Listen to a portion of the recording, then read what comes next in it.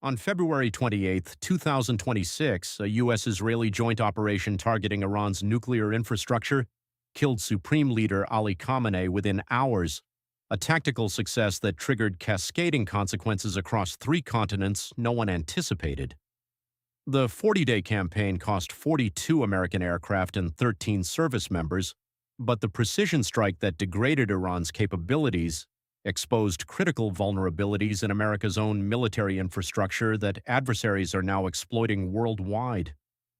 3 hours after Khamenei's compound erupted in flames, the 5th Special Forces Group descended into Tehran's diplomatic quarter, while the 161st Special Operations Aviation Regiment executed precision extractions across 7 Iranian cities.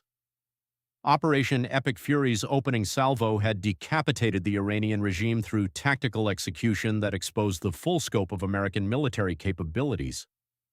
U.S. forces struck more than 8,000 Iranian military targets, including 130 vessels, while Israeli F-35s systematically dismantled Iran's integrated air defense network using previously classified electronic warfare systems. The joint force deployed 7 B-2 bombers flying 18-hour missions with mid-air refueling, preceded by F-35 and F-22 stealth fighters that drew defensive fire to map remaining Iranian capabilities. Within 72 hours, coalition forces had destroyed 72 Iranian aircraft and inflicted 28 naval losses. Each successful strike transmitted real-time intelligence on American tactics, weapon signatures, and operational patterns directly to Chinese and Russian military intelligence networks embedded throughout the Middle East, the tactical victory that would reshape the conflict's strategic balance. Given that Chinese and Russian intelligence networks were actively monitoring every American tactical move during Epic Fury, do you think this real-time intelligence leak was worth the strategic gains from eliminating Khamenei? Drop your answer in the comments below. But those embedded networks weren't just watching, they were preparing their own response. Within 48 hours of the Tehran strike, Beijing and Moscow activated joint intelligence sharing protocols established during secret Chinese training of approximately 200 Russian military personnel in 2025 under a confidential military agreement signed in Beijing. The program focused heavily on drone warfare, electronic warfare, armored infantry operations, and battlefield engineering, creating operational frameworks that enabled real-time analysis of American tactical signatures during Epic Fury.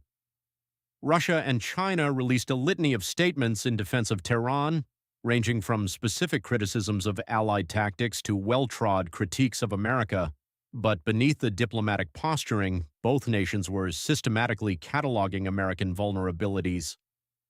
Chinese naval forces deployed the aircraft carrier Liaoning through the Taiwan Strait into the South China Sea, while the 133rd Plan Task Group simultaneously deployed through the Yokowa Channel into the Western Pacific in a cross-theater exercise.